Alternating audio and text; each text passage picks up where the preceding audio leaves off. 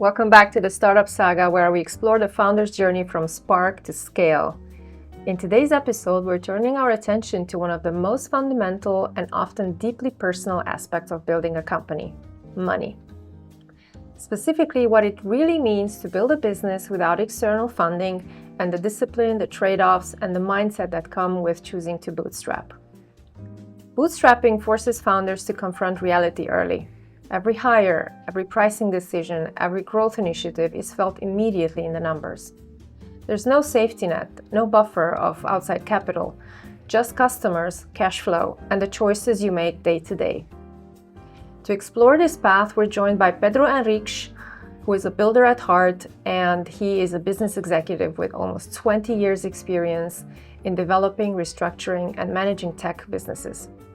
A software engineer by training, Pedro has progressed on the tech career track all the way up to solution architect before moving into sales and the management field. He worked in global consulting firms and in private equity. Pedro was also a lecturer for 7 years at the largest Portuguese private university and an advisor for startups. In 2020, he founded Bridge In with the mission to help companies expand internationally with automated compliance by applying algorithms and AI to legal, accounting, tax, and payroll fields. When he's not working, Pedro is raising his 3 kids in Portugal. Before we jump in, we prepared something you might find valuable. We created a free library of resources related to every episode in the Startup Saga founder journey. These resources are created by our guest speakers, and they will offer you practical support in your journey.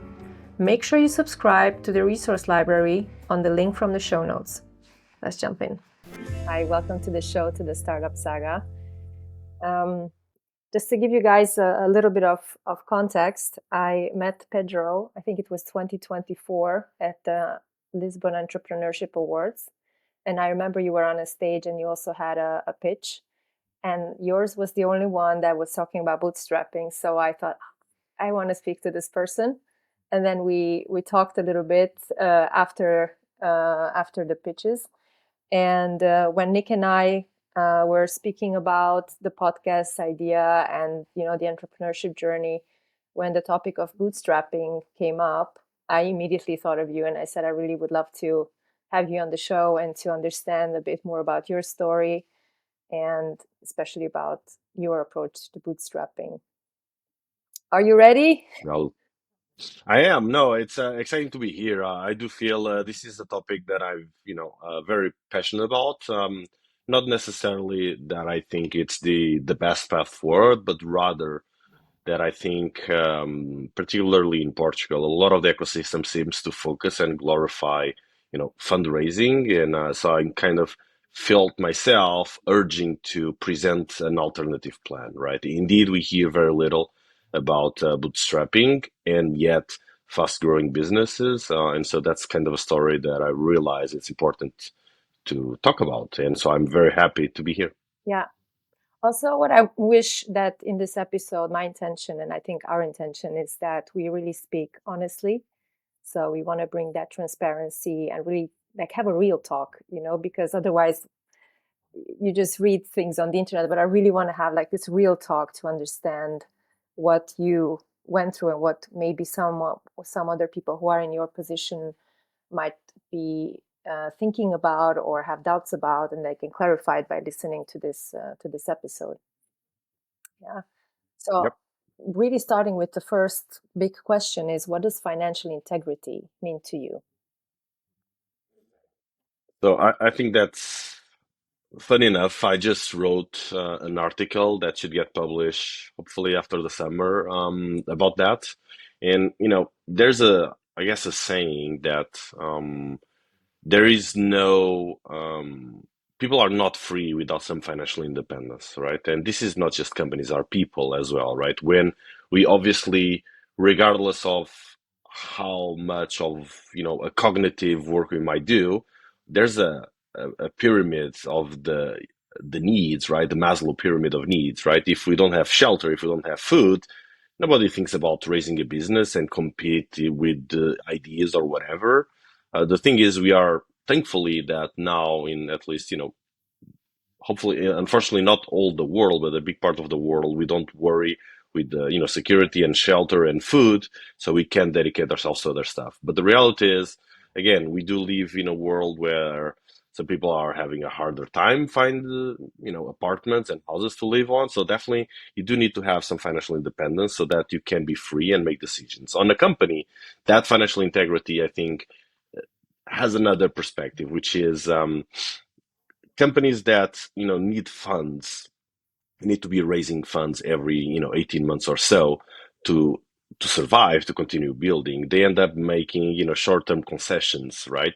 They need to plan not the long term, what is better long term for them, but rather what can get them to survive yet another fundraising cycle, right? So it feels like, I don't know if you played those arcades on a car. When I was young, at least, all the some places had that game where you drive on a car, you have the seat and everything, and you had the checkpoint, right? You drove and you needed to hit the checkpoint within a certain amount of seconds. And that fills the game with startups, Mm-hmm. right?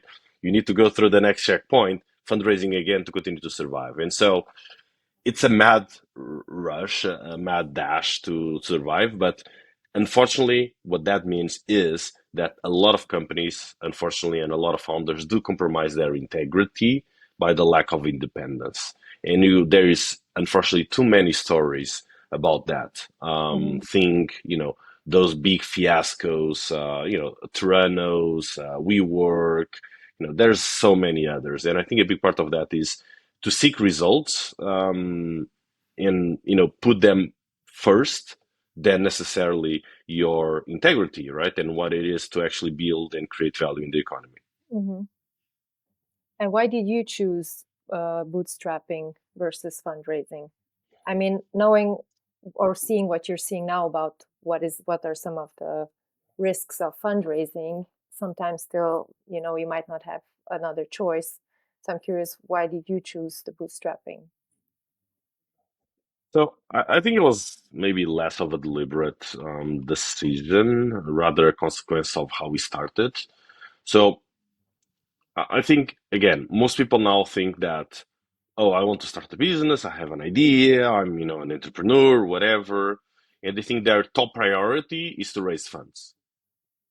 Mm-hmm. And I don't see it that way. Why would you start? So you have an idea, you have no market validation, right? You have no idea that someone wants to pay for whatever you are providing. So why are you spending your time and energy raising funds? And that's I think, the disconnect. Raising money, raising funds from investors has no intrinsic value. It's a tool. I'm pretty sure it is an amazing tool to have a lot of funds that you can use to, try out a lot of different things. But in on itself, it does have no validation if you have a good business or not. It just tells you that someone believe that you could give them a financial return, period. Right? So why would your top priority when you have an idea to be, oh, I need to raise funds? No, so to me, the priority is to find something that people are willing to pay for, right? So a business, a venture should be you create something, right? A product, a service, goods, whatever it may be, and the market is willing to pay for it. And that proves that you're building something that has value in the market. Raising funds or not is secondary to that, right? So we end up not choose, we end up after we were, trying to provide the value in the market, realize that we didn't need to raise. Mm-hmm. So that's how we've been doing so far. Mm-hmm. Yeah, and I think that this works in some industries or some sort of products and services, and might not work with others. I think we're going to dive deeper into that, right, Nick? That specific Oh yeah, point as definitely. well. Um, Yeah. and just, I mean, I'm so curious, and this is a question that I keep asking people nowadays: is what is your personal relationship to money, and what was it when you started the business, and has this changed since you are running your business? Yeah, I think it's a good one. So I'll probably answer that in two ways. First of all, maybe, I don't know if different from most founders or not, they do say that although we see a lot of young entrepreneurs, that a lot of times there's also, late 30s, early 40s is also a significant time where actually successful founder start. Regardless, the reality is I had a career before becoming an entrepreneur, right? Before jumping into my first actual business Hmm. as a founder. And that made me to not worry too much about money. So, and to be clear, my parents are not rich. I am not rich. I can't stop working to and make money to, live and pay the bills. So I need that. Hmm. But I was successful enough that to the point that money stopped motivating me, right? I know that I can make Hmm. enough money to pay the bills and help put food on the table for my kids and all of that. So that first part of the career gave me a lot of that sort of trust in. Yeah. I know that I can add value to the market. I know that I can make money. And look, I tell this, for those that know me, even if, now we have all the AI, all of that, we don't know if we're every one of us will be out of jobs, very soon. But if I can't make money in, software or engineering, I'll start laying bricks or whatever, right? Or working as an electrician. I honestly do not care, right? I think I'm more than capable of making money to provide, to make sure that, I don't live out of necessity. And that's to say a lot, right? So the relationship with money, I think, changed when the first part of the career, right? Hmm. Now again, like I said, money does not motivate me. If I wanted to maximize my return, I would not be a founder. And that's maybe a lesson to some of you out there. Because I was making more money before Probably I are started crazy. bridging, right? So it's one of those things, right? I feel like when you want to look back in life, when you are in the 80s, 70, 80-year old, you want to look back and say, oh, I made all this money. Is that really relevant? No, you only need money to fulfill your urgent needs. Again, food, shelter, and a few other stuff, right? I really don't care about other stuff like that. So that's the relationship with money, right? It's simply like it's a tool to pay for the things you really need. Other than that, I think people just we just keep on pushing the barrier of what we take as we need to, or that we absolutely need to buy a new car or a new house or whatever. Do we though? Right? I just think it's the obviously the society that tends to create that sort of perspective. Now, the second part of answering that, specifically with the business, right? Since I started, so I think there's a bit of a legacy of bootstrapping that I'm kind of getting to realize now, which is, you know, when you need to justify every investment that you make because you know that you have tight pool of cash to invest on it, right? That is hard earned money.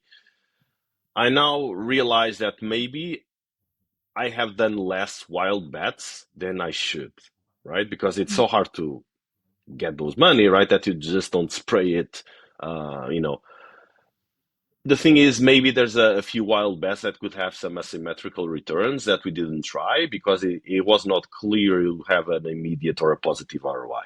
So there is an advantage, I think, sometimes to have, a lot of money in the bank and just spend it recklessly because some of the things might stick, right?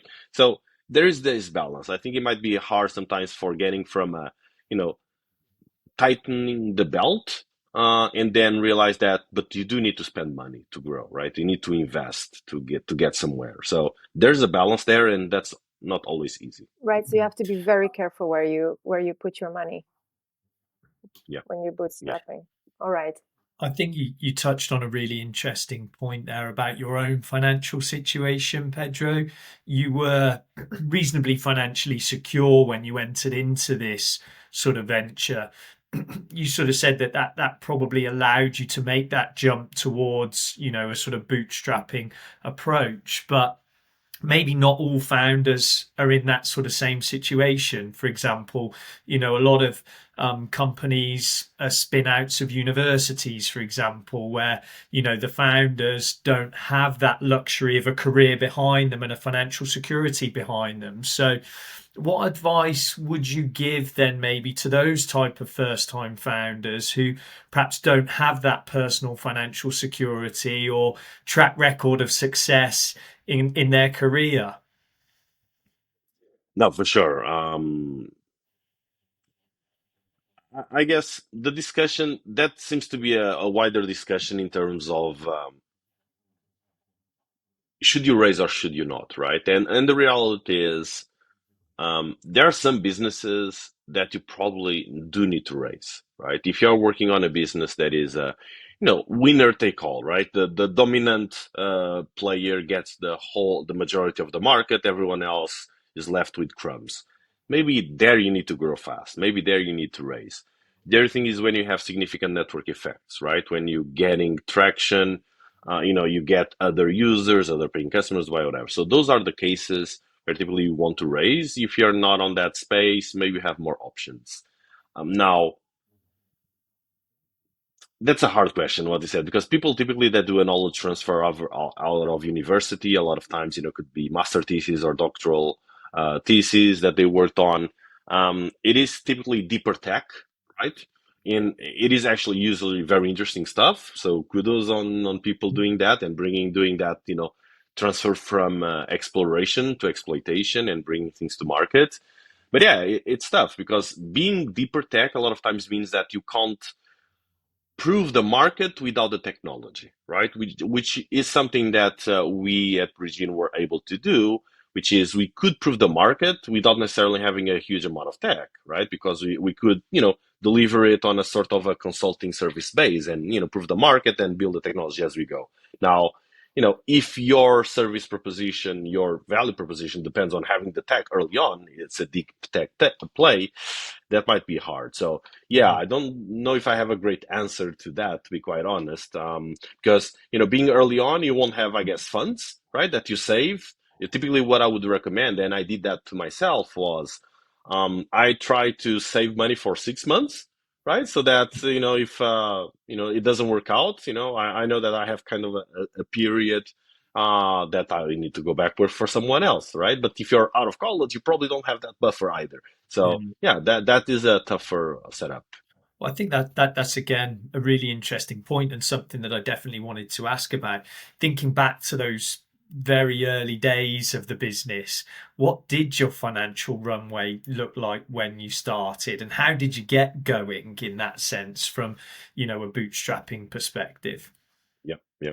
So first thing here, and to for transparency, we did got some money as a loan from friends, so it's not like we got absolutely zero. And so for the first year, we started in January 2020. Great timing to start a business. The world changed just 3 months after, right? Um, and look, obviously 2020, particularly 2021 and 2022, actually were pretty good for a lot of tech businesses, but I think we were not ready to capture that, right? Because when the world changed, we had what? Me with a barely working website, right? So we were too early to even be able to capture that sort of opportunity. Regardless, throughout 2020, we basically made very little money and we were running at a loss, right? So we were, getting from that loan and getting a little bit, of that trying to survive. The reality is our costs were also super low, right? I hired the first employee in July 2020, and we did not see any revenue at all until October 2020. Thankfully, then we did saw, and in the spring of 2021, we became cash flow positive, and we've been, bootstrapping, reinvesting profit since. But yeah, it was tough, right? And again, with zero money, you can't do anything, right? You can't pay for. Look, our website is on Squarespace. It's very cheap to have it there, but it still costs money, right? So you kind of need to have some money, right? You can do it all yourself. You can live out of your savings, but you do need to have something, more or less. You do need to have something until you can start making. So yeah, 2020 just burning, not a lot, but we were at a loss. But thankfully, since 2021, we became profitable. That's fantastic. I mean, I think back to my journey as a founder, and we started again during another crisis. Coming out the back of the global financial crisis, and those early years, were sort of challenging. But like you, year one we made a loss. Year two we made a profit, and we thought we were going in the right way, and we reinvested all of that profit. And I remember going to a board meeting one day, and at the time my accountant sort of saying, I think we're going to run out of cash. And, we sort of said, okay, panicked as you would be when your accountant says that. We said, when? We said next week. Well, first of all, we fired the accountant because we want more warning than that. But secondly, we had to then make some really, really tough decisions about the business. I mean, resulted in me and my founders taking personal loans out to, sort of solve that immediate problem, but then also making some really difficult decisions because we had to cut overhead where we'd kind of grown maybe a little bit too quickly. So thinking about that, what were some of the hardest money related decisions you had to make in the first couple of years? That's exactly it. And by the way, kudos on taking the responsibility and put yourself individually at risk. I think it shows a lot about, your commitment and everyone's commitment that do that with the business. But yeah, I think in terms of hard decisions, exactly what you said, right? So one of the things that I believe we always need to do is, again, that idea that, cash takes a lot of effort to get a customer to pay and you deliver and hopefully you make a little bit of margin, right? That you can reuse to reinvest. And so everything that you spend the money on needs to have a positive ROI. And this applies to, an event that you attend to generate leads or brand awareness or whatever. That means, a tool that you adopt to hopefully get more productivity. And that means obviously the salary, because that's still by far our biggest expense. Everyone on the team needs to be creating value. And look, I tell this everyone on the business. You need to be creating economic value to the business that is in excess of your cost, right? It makes no sense to be any other way, right? And if that's the case, and look, some areas are easy to measure than others, right? But hopefully you can find a way to determine this. And the reality is, when you don't believe someone is creating that economic value, you probably need to let them go. And I needed to make that decision a lot of times. Mm. And it's not necessarily that, people didn't were, really bad or anything like that. It's simply that, you know, if you're not creating enough economic value that does not pay, then you have even the opportunity cost, right? But the bare minimum is that the created value is in excess of your costs, right? Then you have, if it is above, how many times is it above? What is the ROI, right? Are you creating economic value that is 2 times, 5 times, 10 times in an ideal world your cost? And if you are using someone, what is the opportunity cost of not having someone else that could have a higher ROI? But our hard decision has been, if someone is not pulling their weight and people are, not necessarily bad actors, right? It simply might not be the right person at the right timing with the right market conditions or whatever it may be, right? We need to let the people go, right? I think it's hard decisions early on, but what they make is that you keep as lean as possible, I believe, Mm. right? So that's we don't have a lot of fat, a lot of bloat in extra heads that are redundant because we simply can't afford them. Yeah. Yeah. I mean, at any point on that journey, did you ever consider raising funds, or, was there a moment where you thought, we could now benefit from that? All the time, right? So look, I'm kind of considering right now, not right now as of August, but eventually as we start to get here to the second half of this year and prepare the next one. Why is that? So the first reason we stayed, pretty much bootstrapped was because we could, right? And look, I think, again, creating economic value is to have something that customers want to pay for, right? Spending my time as a founder, a CEO and founder, going after investors, and then after they invest, need to report to them, needing to, do all this reporting and stuff, that it does not create value in the market, right? Sure, it's needed. The big businesses need to have reporting and all of that. Sure, that's fine. But the reality is they don't create economic value in the market. They don't make customers pay you more. So for a lot of time, I was like, and really, as simple as this, right? How much should I raise if I want to raise, right? Will I target to raise, you know, a seed round, maybe pre-seed, whatever, 500,000, 1 million, less than that? Like, how much money can I bring the business if I take the time that it would take, the months going after founders, and invest that time in acquiring customers, right? What would be the compound contract value that I would get in terms of recurrent revenue, because we do have a significant recurrent business. So yeah, do I consider? Yes. The reasons I consider it is because at Bridgin we do want to expand internationally, and going to other markets, bootstrapping, it's tough, right? Because it's all a matter of how much do you release in margin so that you can invest, right? And the path will be slower if you are just depending on margin generated, right? So I think there's a balance, there's a possibility there. The way I see it, and the funny thing is, just on one of these ecosystem events, I was chatting with the business angel, and he told me, and I was asking, we are planning maybe to raise, and the guy was like, oh, but aren't you profitable? Yeah, I am. So why are you wanting to raise? And he's an Yeah. investor, right? Yeah. So I found that super interesting. So look, it's one of those things, right?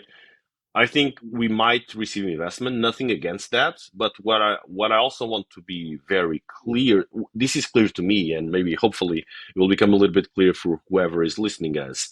A professional investor doesn't care about the founder, just cares about getting a financial return, right, on the investment. And that's fine, completely fine. But we need to be aware of that. And some might be friendly than others and all of that, but their job, the reason that they are getting paid, is to get a return on the investment fund, right? So can you raise funds and create significant delta return on their investment, both for them and yourself, right? Without getting too diluted, without getting crazy, clauses with preference, because there's also a lot, right? There was one of the biggest lawyers we have that supports a lot of these deals was writing the other day something around, it's not hard to get wild valuations if you get a lot of precedence. If you enable the investors to take 2-3 times the money before everyone else gets paid, right? So, and a lot of times what we see in the news is just that, company valued at X. That means nothing. You can be screwed, right? And now I think the market changed a bit and feel like the narrative is going back to more bootstrap businesses and less cash available, unless you're in AI, where there seems to be a lot of money still. But the reality is, I now see a lot on social media and stuff, things like, big exit, half a billion exit or whatever, founder takes home 100K, Yeah. right? Yeah. Because of all the liquidity preference. Yeah. So, like, why would you want to raise money? You need to raise money first when you are strong and you can dictate the terms, right? So I feel like, will we raise eventually? The fact that we don't need to, it's great. Quick pause for a moment to mention one of our founding sponsors for the Startup Saga podcast, the Dragon Coaching House, which is my company. At the Dragon Coaching House, we partner with VC-backed founders who recognize that scaling a company requires their own evolution as leaders. Most of the founders we support are VC-backed. They are under constant pressure. They are expected to make clear decisions while carrying uncertainty, a lot of responsibility, and quite frankly, other people's livelihoods. Our work is rooted in Gestalt psychotherapy, coaching with ICF competencies, and real founder experience. Founders come to the Dragon Coaching House feeling stretched, reactive, or quite exhausted. And over time in our work together, they develop clarity, emotional range that allows them to lead without constantly operating from survival. The difference can feel like coming up for air after holding your breath too long underwater. We work with the nervous system, with how pressure lives in the body, and with the emotional patterns that shape how founders lead, relate to others, and how they decide. So if you're a founder who recognizes yourself in this, you can visit our website, dragoncoachinghouse.com, to book a private consultation. Yeah. I mean, I think that's often an overlooked fact, isn't it? That ultimately every raise you do dilutes the equity that you have as a founder, and then the potential return on the investment that you make yourself in the time that you put into to running that company. And that time is important because you make sacrifices. And I know you're a family guy, Pedro, three kids, I think. So, is there any aspect of, what you've done, either from a bootstrapping standpoint or with the business, where, the impact of your personal life played a part in the decision that you've taken? So, not much, to be quite honest. I think what happened probably for me personally is that I did scale down a little bit my plans, in things we wanted to do as a family. Like I said, again, if I stayed where I was before founding Bridgin, I would probably have way more money than I have right now. And we were planning to actually build a house. And guess what? We didn't go there, so we tightened the belt a little bit. But look, I now live in a 20-year-old house, but more than fine, right? It has a roof, it's fine, right? So yeah, I think it's a little bit more of that, right? You realize that um I wanted, so and I wanted this, by the way, for a lot of years, right? I think I first thought that I wanted to try to build my business probably almost 10 years before I actually did that, so for you to think how much time it took me to actually do it. And I don't advise that. I think people should start without waiting so much time because they will be younger, more energy and all. But it's also, I needed like to set a few things in my personal life, again, feel comfortable, have a bit of money put aside, have the more immediate needs, covered. And then, I feel I was confident enough to move forward. So yeah, it doesn't affect much, thankfully.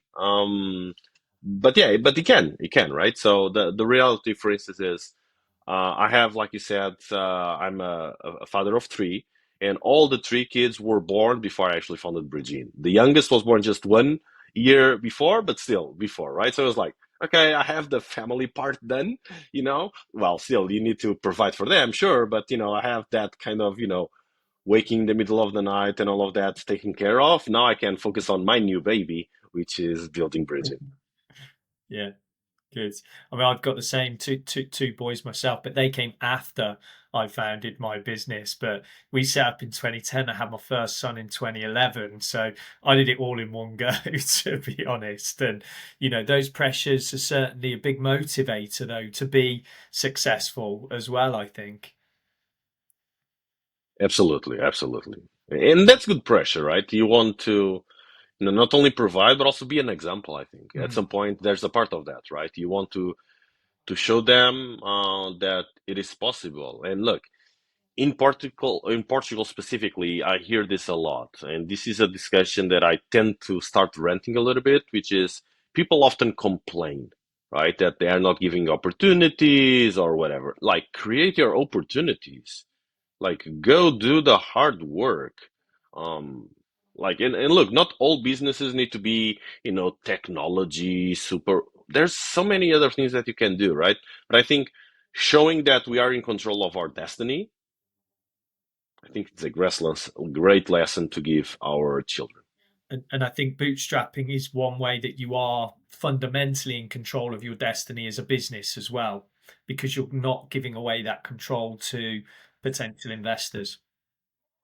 It's Absolutely. And Go ahead. I just have. no, no, I would say that is definitely important. And I think one of the things founders should also, know is try to know themselves, Oh right? yeah. And I will tell you. I think if I had a board that I wanted to do something and the board that, veto it, they would be searching for a CEO the next morning, right? So it's what it is, right? I'm really stubborn. I'm very happy to be convinced, but I deal very poorly. If I'm responsible for something, you know, it, I sometimes say, like, the great thing about being an adult is to live with the consequences of our actions, Yeah. good and bad, Yeah. right? So I want to be able to live with the consequences of my actions. If I choose a good path forward, we should have a good result. If I choose the wrong path forward, we have a bad result. Me needing to work on someone else's prerogative doesn't work. Doesn't work. So yes, losing control, to be quite honest, is definitely something that concerns me a lot. And also one of the reasons that I'm not super keen into jumping into investors, because I think the first time I have an investor on the board saying something I don't believe, it would get rough. And again, very happy to have different opinions, but like, guys, you're investing on the business that has me at the helm, right? So you can nudge me, obviously, contribute your experience and all of that, but don't force my hand. I don't think that, goes well. That's a tough one. Yeah, I've heard this so often, and I agree. It's that bootstrapping or business, or also with a fundraising business, is like personal development on crack. It's like you get to know in so many ways who you really are when you start a business. And I have this assumption, and you can tell me if it's true or not. It's something that I've gotten more deeper into since I've became a Gestalt psychotherapist, is that people who start their own businesses are comfortable to deal with more emotions. They have a wider capacity to hold difficult emotions and stress. And I think that we also have different ways of approaching uncertainty. For example, I was driving in the car with my cousin and she said, "Oh my God, like having your own business must be so stressful." And I said, "Oh my God, depending on someone you don't like for food and shelter, it must be very stressful as well." I said, I would freak out if I would have a boss who I don't trust or respect, and I know that my livelihood depends on them. That's for me uncertainty that I don't want to have in my life. And because I am a person who loves freedom and responsibility, that's why I can and I develop the capacity to deal with those kind of feelings that come with that. And by the way, freedom and responsibility are two of the biggest existential threats to humans, which is crazy because we all say, "Oh, I want to be free, I want to have more responsibility." Do you really? Do you really? Because when you do, it's the thing that people run away from the most and try to hand it over to others. So my assumption is that people who start a business, for some reason, whether that's their histories, their personalities, their nature, the work they have done on themselves, or a combination of those, gives them the capability to hold different heavier emotions and to be able to still function, right? So I feel that I don't know where I'm heading. I don't know how this is going to, but I'm still getting up in the morning and doing that thing that I want to do because I have a vision. How is that in you? I also, to you, Nick, this question actually, to both of you, right? Because I think it's Yeah. you're also bootstrapping business. So yeah, to both of you, actually, the question. So maybe I'll go first. No, so you said a lot of very important truths right there. So funny, you were talking, and I was thinking about something that is so true. The one thing that got me, what drains your energy, right? And that's a question that maybe people should ask themselves, Yeah. right? There are things that you do that doesn't seem work, right? That you feel energized, it's fun, you just do it. And then there's other things that are like, oh, I really don't want to do this, right? And you know what I realize myself? The things that drains me my energy the most is not, is not chasing after customers, is not meeting with the team to discuss, marketing or content or whatever. What drains my energy is the lack of progress, is things not happening, Mhm. right? So work for me, it's an important part of my life. So yes, I care very little about that idea of work-life balance because I think, I believe that it's important for you to create something. I feel someone that accomplished something in life by delivering a body of work that creates some value, right? And this even goes back to the notion of, there's books about this. You can have Yeah. givers and takers in society, right? And if the only thing you do is take, you don't create something. Someone needs to create things for you. Someone needs to create the food, clean up after you, provide electricity, whatever, right? So we need to create. So for me, work, very important. And associated with that is the lack of progress in work that drains my energy. And so when you're saying that, depending on someone else, a boss that might not like to leave, yeah, like wanting to do something and not be able to because your boss just, doesn't approve something or says, no, that's not important for us. That lack of ability to have an impact, you know, good or bad, take an initiative, go with it, and see the outcomes.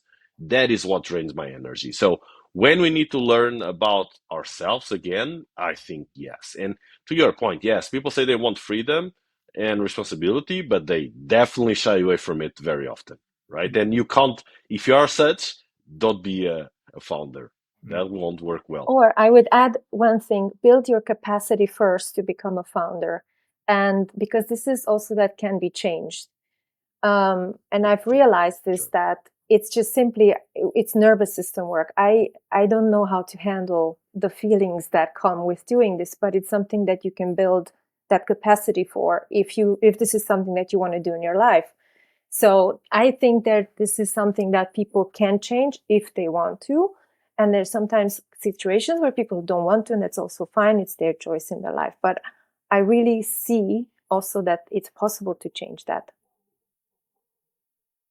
And to you, Nick. I'll respond briefly. I mean, I think you touched upon it very, very early on in the discussion, Pedro, when we were talking about financial integrity. And I think for me, the sort of founder's journey, if you will, sort of dates back to, I'm going to go back a long way to the early 90s, where we had a recession. And I saw my father lose his job, and, seeing him out of work for 6 months, really then having to live on the savings and equity he built up in the time of his career up until that point. I think that was probably a point in which my mind said, I need to be financially independent. Whatever I do in the future, I can't be reliant on somebody else for my income.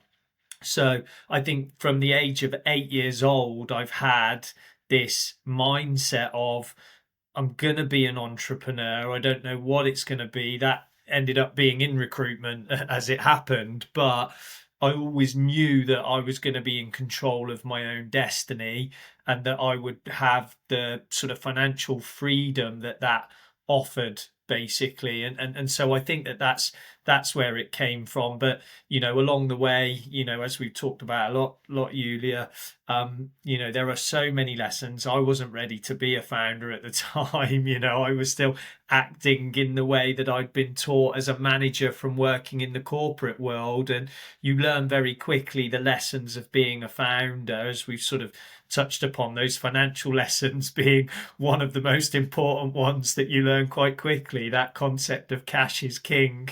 What is it? Revenue is vanity, profit is sanity, and cash is king. And that sort of stuck with me ever since. Yeah, Yeah, thanks for no, it's sharing. so funny too, and to hear that story, right? It's really we are definitely consequence of our life experiences, right? And so it's so interesting that you say that. But yeah, yeah. Um, Did you ever have, Pedro, an emotional toll that no one warned you about when it comes to bootstrapping that you wish you knew before? don't think so. I'm that sort of guy that is, I think, fairly confident about himself. There's a lot of small things, but again, it's just whatever. Like as they say, no plan survives contact with the enemy or with the market or where you want to put it. But you know, not planning is planning to fail. So you need to try it, you need to plan, and you need to start doing. But the reality will be nothing like you envision, nothing like it. So, Yeah. but yeah, no. Look, I think the biggest thing was probably early on, before we had significant revenue, right? And yes, that was probably in a way the toughest period, because here you are, you left a high paying job, start a business 9 months after, because it took 9 months to get the first customer, no revenue. And so you're like, what am I doing with my life? Right? Existential So, questions creeping yes, in at night. yes.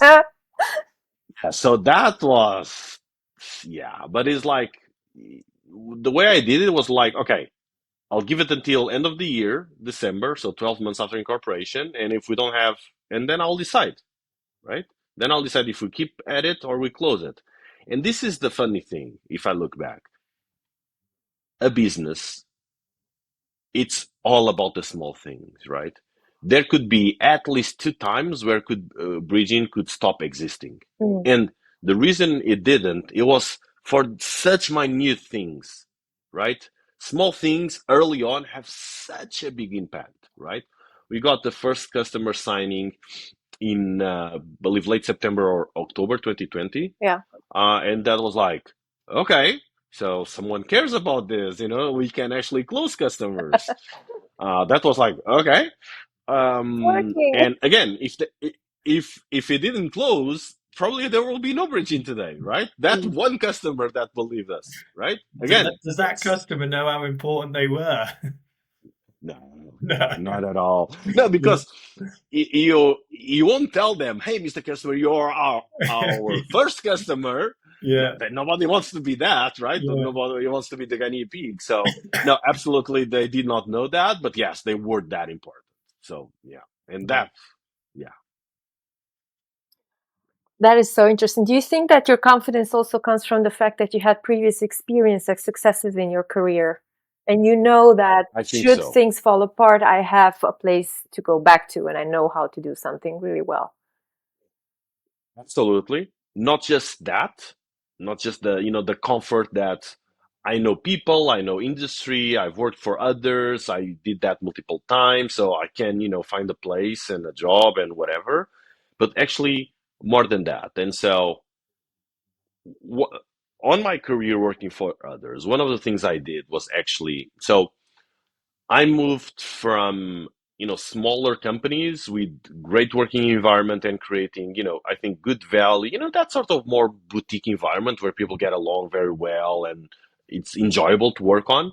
But I decided deliberately to move to big consultancy just because of one thing. I wanted to have, and literally, I had told this 12 years ago or whatever it was.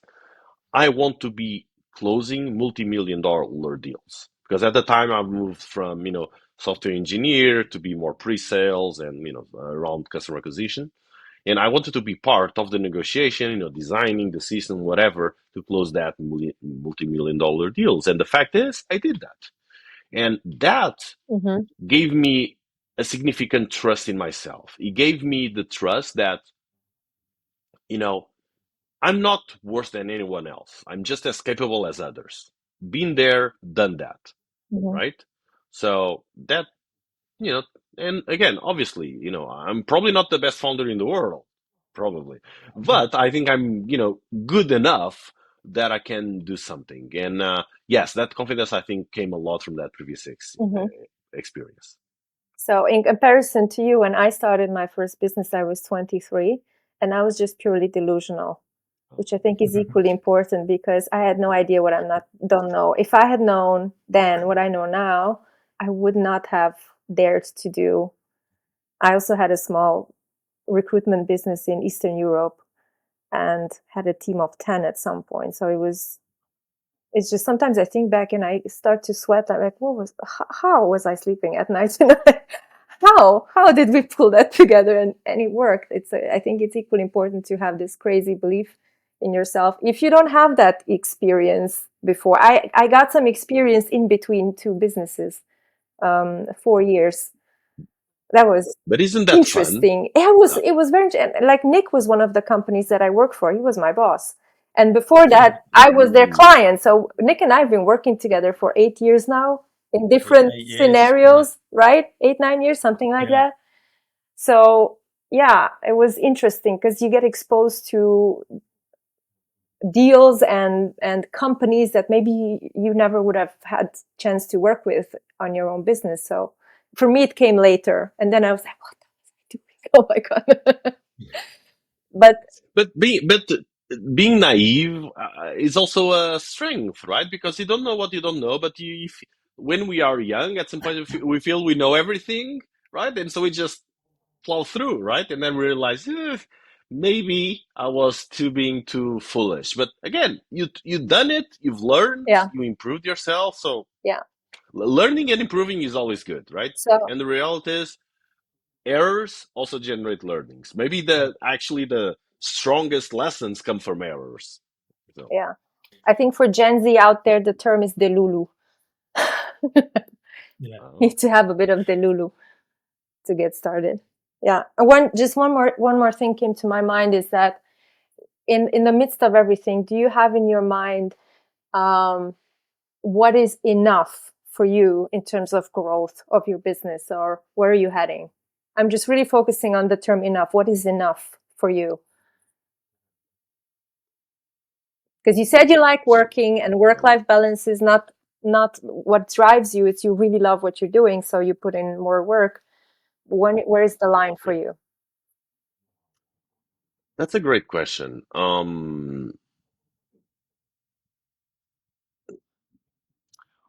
With That's actually a very good question. So, with the risk of never to be happy,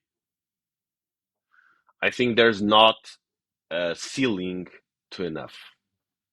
That's problematic, right? Because you keep on pushing, the barrier.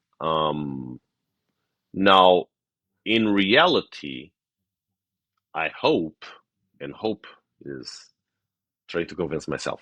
I think hope is the right word, that I will not get frustrated if enough is less than potentially I think. So, put it in another way. Where do I want Regine to go, right? A lot of times people think, oh, I want to become a unicorn and I want to have an exit. I'm planning to sell the business in 5 years. I don't care. Like I could sell the business tomorrow or run it for the next 20 years. I'm probably not selling it tomorrow, but who knows? There might be an offer I can't refuse. So I I think, to me, is less about the end goal, is more about the journey. Mm-hmm, And that's, I think, also very important. mm-hmm, You need to like the journey. If you just focus on the end result, but you do not appreciate the journey, you'll be miserable because you might or might not reach the goal, but you'll be miserable throughout, right? So you need to like the journey. And I like the journey of building a business. I like, look, we mentioned earlier on this conversation, right? Wake up in the morning and doing things. And what I've realized a while back is, my wife sometimes is telling me, I would hate to do what you do. Like, you wake up, you're just talking with people, dealing with problems. Like, you don't create any value, in the sense that now, and she compares that with when I was a software engineer, which I was building something, building working software and all, right? Now you just, you know, go on a meeting with someone, try to change something, then go on, and you're on meetings all day and just, like, moving the pieces of the chessboard, but not actually writing, creating anything visible.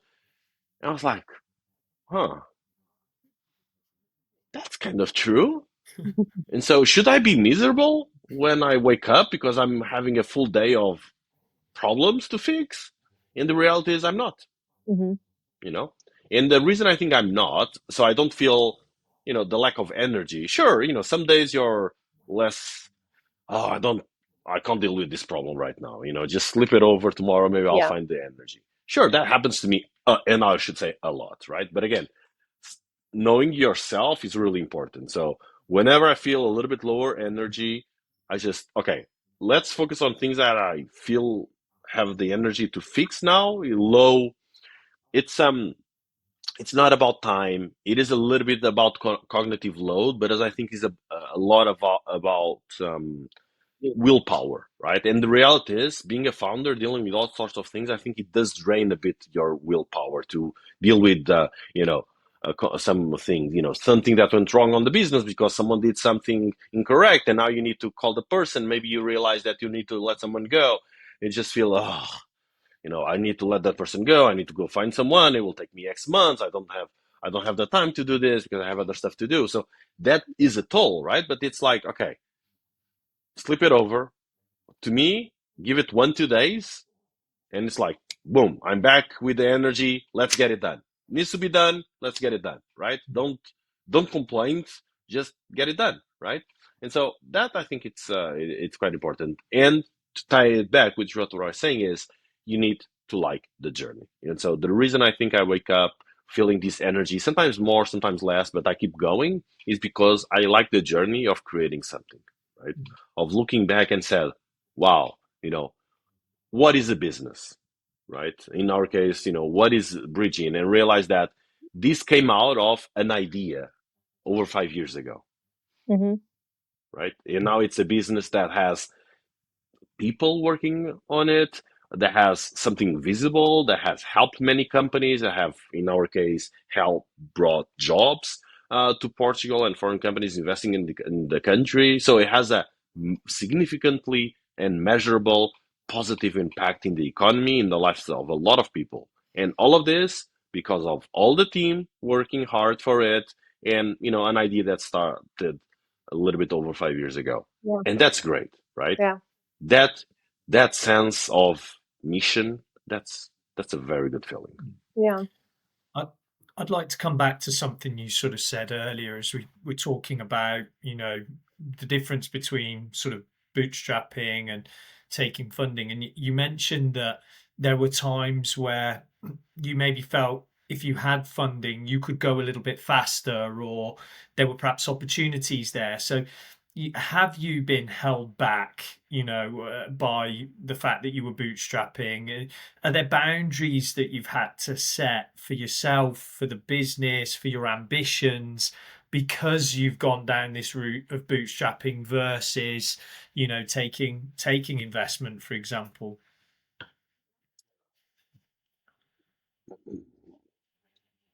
So let me tell you this. What you do when you receive funds, right? I think that's the first thing, right? If I had, 3 to 5 million tomorrow in investment, what would I do with it, right? And when I do this exercise, I realize that some ways I would spend the money are really not a good idea. It would probably what I would do, but I don't think they are probably smart. And so one of the reasons, one of the ways that I see most companies do is, for instance, investing in customer acquisition, specifically on paid ads, right? Paid growth. And I'm sure there's a time and a place for that, particularly if you have, LTV that is significantly high and above your CAC. But it's a losing proposition, right? If you are in a competitive landscape, you'll spend all of your margin in ads, right? And you're beating with your competitors, and give the one that has the highest margin the ability to pay more for the ads will win. But both of you are giving all your margin away for ads, right? So I know, again, if you are VC backed, you need to get growth, and you pay to get that growth essentially, right? So that you can fundraise again. But I think this is a losing proposition, right? To me, it makes no sense. So am I held back? Well, yeah, if I had funds, I'm sure I would have more customers, right? Would they be, the sort of customers we wanted with them? Well, I guess there's no bad customers, right? But I don't know. Then the other thing is in terms of team, right? Um, could I have moved faster if I had funds? Yes. And I think that's probably the one place where some additional cash would come in handy, right? Is just to make two or more strategic hires that could because the business is full of it's made of people, right? So we would having the right people obviously can propel you forward. So I think yes, in that sense. Um, but look, again, it's not super clear to me that bridging would be very better off if we had received funds. I think what would probably happen would be we would have, I guess, bigger size business. I would spend a lot of time being very unhappy talking to founders, to investors on the board. Quick pause for a moment to mention one of our founding sponsors for the Startup Saga podcast, Alexander Daniels Global. At Alexander Daniels Global, we work closely with founders, scale-up leaders and investors to help build leadership teams at the moments that matter the most.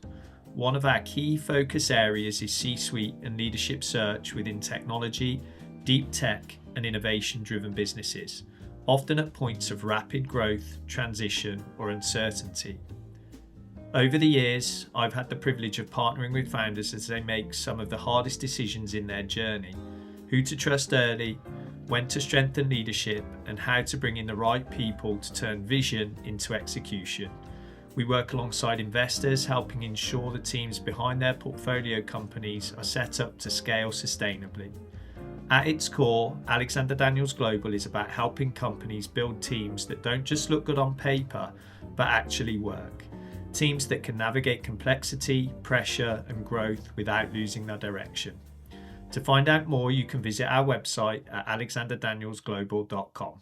I think it's interesting you say that this concept of your business as a family when you're very early stage, that's often the sort of thought process of founders. It's like a family, but I think if you read the book about the Netflix story, they talk about thinking not in terms of family, but in terms of a high performing sports team ultimately. And I think in that case, it's a different context then when you're evaluating who you're bringing in. And interestingly enough, it's not a high performing sports team, but I still play football and we have the same a no jerks policy. Even if someone is a really good player and they could add value to our team in terms of the quality that they bring, if they're not someone that's going to fit with the culture, yeah, we wouldn't bring them in. We wouldn't bring them into the group, and I think that's sound advice for any business. To be honest, maybe I'm going to ask a few quick fire questions now, Pedro. So not so detailed. What's one expense you see now as non-negotiable, even though you're bootstrapped? Staff salaries. Yeah, good. People work need to get paid. Yeah, good. For a founder who maybe hasn't got access to funding, what are the first 3 financial priorities they should get clear on?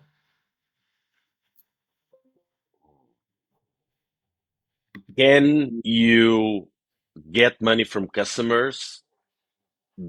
Ideally, your sort of customers, and indirectly validate your proposition in a even if not in the area that you want to serve them, but in a close enough area so that you can generate both money and some learnings to what you do. Again, not all businesses you can do that, but some that you can serve, necessarily without the product, maybe just with an interface. And now particularly there's AI to do all sorts of things, right? So you can do everything manually under the hood, but validate the market. I think that's what I would try immediately. Other things, if you don't have access to funding, is maybe you need to try sell something that is not within your core business, but just to get along, right? And I think there was a story, wasn't it Airbnb? I believe that super early on they were selling like limited editions of some cereals or whatever it was, right? Maybe It's I don't remember. You do what you need to do to survive, right? I just but let me sorry, it was quick fire, but let me just add this. Yeah. Whenever you're trying, I think the only thing you need to be careful of is, should I give up? Right? And I'm not telling that people should give up, but I'm telling that there's a line that, you can be pursuing the wrong business for many years, right? And it is better to fail and start something different. potentially. So Yeah. I don't know where is the line, where is the KPIs to decide that, but just be aware that you might actually be pursuing the wrong idea, right? If you're not seeing traction, you do need to be resilient and try, but you need to like set some limit to the number of tentatives with that business. Yeah, yeah, good. And any, simple advice you might give to somebody, in your situation early on that will experience, as you did, as I did, and as all founders did, that self-doubt and that external pressure that comes at some point. What advice would you give to help someone through that management of self-doubt, maybe? Believe in yourself, right? I guess that's the thing. Look, everyone today and age has an opinion, right? Nobody knows more about your business than you. It's your business. You're living it night and day. So whatever others say, take it with a grain of salt. There's tons of naysayers everywhere. Don't pay too much attention to them. Get your head down, get busy, work on your business. Nobody believes it more than you. Nobody knows more about it than you. So whatever others say, maybe in the end it's not that relevant. Yeah, I mean, you mentioned your wife earlier, questioning, what you do, but I certainly know that in the early days of my business, my support system was my wife. I couldn't have done it without her because she was able to take care of the kids and things like that while I was, quite often, working late. So did you have any sort of support systems around you, not just your wife, but either mentors or anybody else like that helped you stay grounded through those periods of maybe financial uncertainty? So definitely my wife, obviously, with the kids and all of that. It's good to know that there's redundancy in the family, right? Because it would be much different if I was a single parent, right? It would be much harder, right? So obviously, having that support in your home, I think it's tremendous. Regarding mentors, so kind of. So we are formally, being accelerated at UFL, Unicorn Factory Lisbon. What I typically do is I go in this, cohorts from time to time. I just go in, check all the mentors, and book a few meetings. And the idea is just to, get into this period where I'm thinking the business and getting different perspectives. Again, as I just said, nobody knows more about the business than I do, but people do have different perspectives, and sometimes they call our attention to blind spots. Right? It's very important to be aware of that. There's a lot of things we don't know, Mhm. let alone what we already know we don't know. Right? So yes, I think, and I will tell you something else. More than mentors, I think I've been getting lately better value even talking with founders, Mm. right? So because in a way they are the closest that you get to where you are, right? Every business is different, every company is different, but they are fighting the good fight, and You are in the trenches when together. right, and Yulia, as you said, right, when you're in the stage, and as I was in 2024, right, everything is amazing, right? You're selling the dream, but then you go backstage, it's like, oh, I just have this problem, and I have this, and so on those very honest moments you have with other founders, Yeah. I think that's so great to feel that you're not an imposter, right? Call it the Instagram or whatever situation where everyone seems to be having a great life on Instagram, right? But people don't post when they are eating tuna or noodles, right? They're just posting when they are having the great time of their lives. Reality is, most of your life might not be those high moments, might be a lot of the busy, hard work. And so, checking with other founders, knowing that all of them are going through some rough patches, and that's, I think, very humanizing and definitely keeping people grounded, right? You're not the one that has the biggest problems. All of us have problems. All of them are in the trenches fighting. Yes. I mean, it's so great that you said that because ultimately that's the aim of this podcast. That's the whole Right. point of the Startup Saga is to help founders understand they're not in this alone and that, all founders of different sort of businesses are generally facing the same sort of challenges. So yeah, so I think just in being a guest today, you're already helping probably so many other founders who are thinking exactly the same things that you are. So thank you for sort of sharing that thought process with us. Yeah, yeah. No, hopefully it's helpful. Yes, It is. that would be good. It is. I have one bigger question for you towards the end as we're Mm, wrapping up, because we talked a bit about how getting funding might potentially change the behavior or the everydays of a founder, right, versus being a bootstrapping founder. What, in your opinion, what should change in the funding models that they support more this financial integrity and also a more sustainable growth? great question.